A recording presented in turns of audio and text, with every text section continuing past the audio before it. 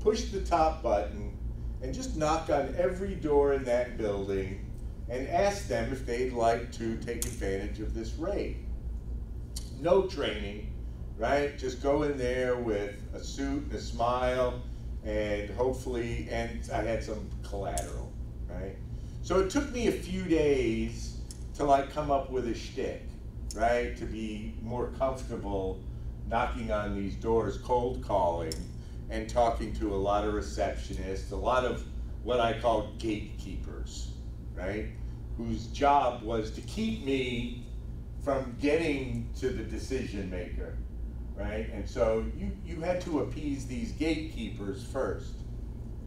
So eventually I came up with some things to say that were maybe out of the ordinary or something. Think of an email that you get, right? We get hundreds of them over the course of a week of somebody trying to sell you something, right? And you just delete. You can tell by the subject line, you know, how many people have been told that if you buy online these CBD products, all of your problems are going to go away, right?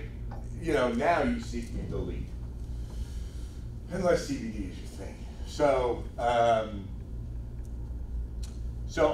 I got successful at that, right? Through repetition and building relationships. Because it doesn't matter what it is you're doing.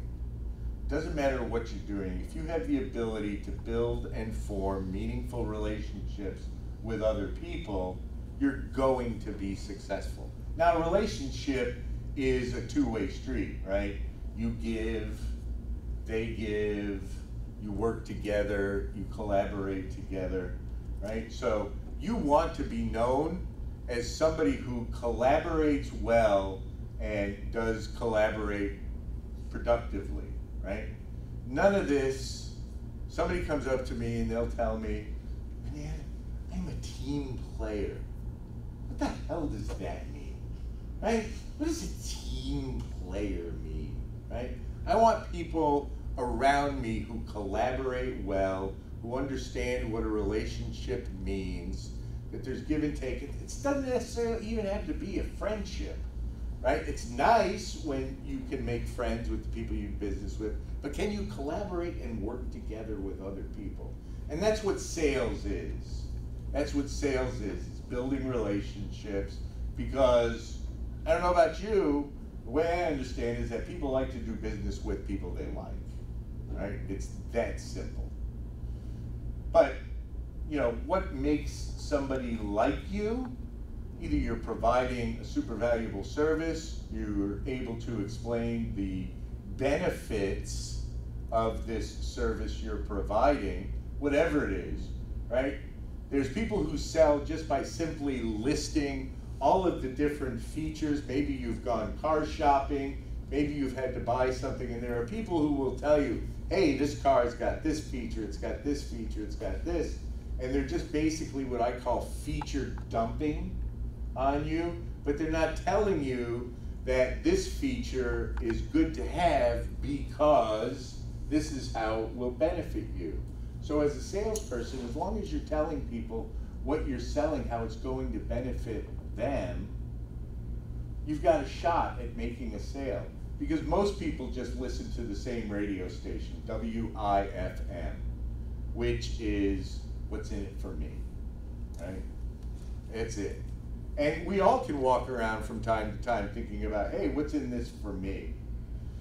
And there's nothing wrong with that, as long as that's not your only driving motivation. So I did sales for a couple of years and felt like I understood it, but I didn't know as much about hotel operations as I would like to, and so I got talked into becoming the night manager for this hotel, right? Which meant I was in charge, but from 11 p.m. to 7 a.m., right? So I had to work that third shift. Which also reminds me to remind you that you're gonna have to pay some dues somewhere along the line, right? Whether it's, you know, working weekends and evenings and holidays. It's just the nature of our business.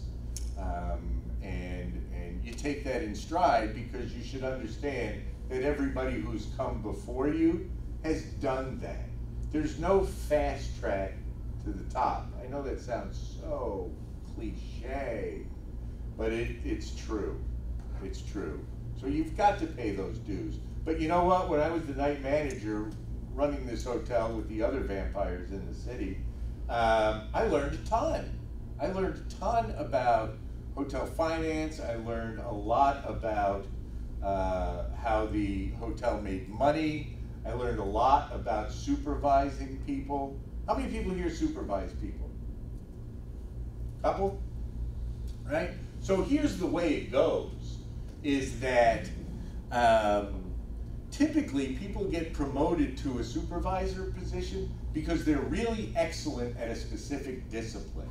So let's take a bellman, for example, right?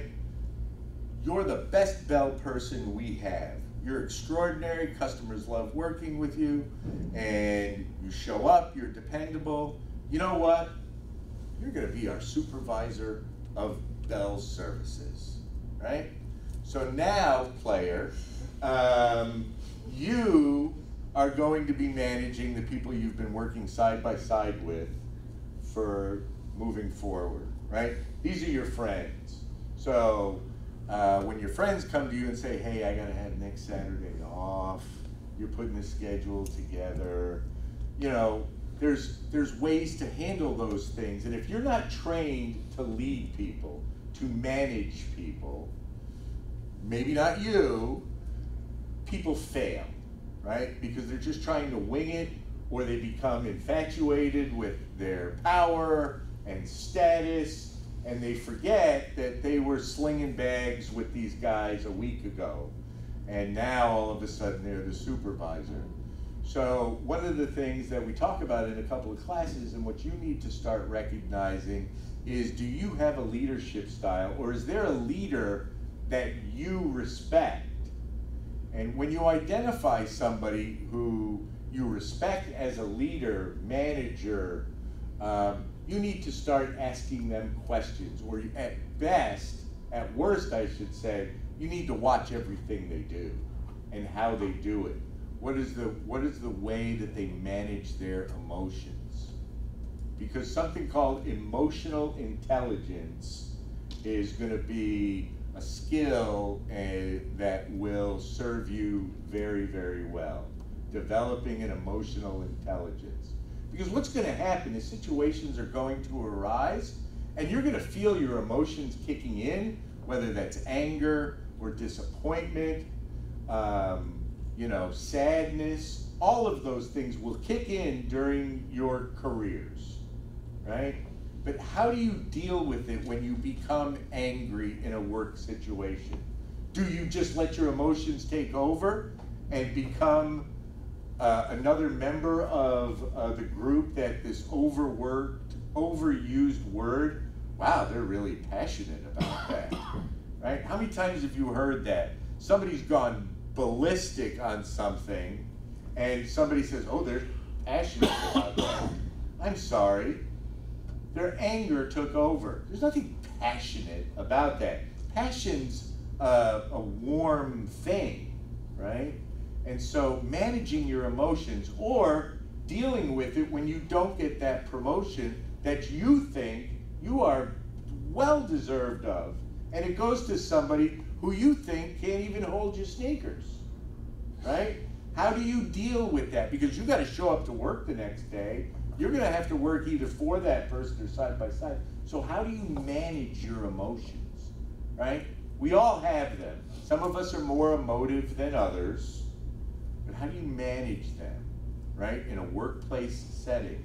And if you want to be a leader, you better be able to manage your emotions, because the people you're leading, they are watching everything you do. You know, it's like that Spider-Man saying, with great power comes great responsibility.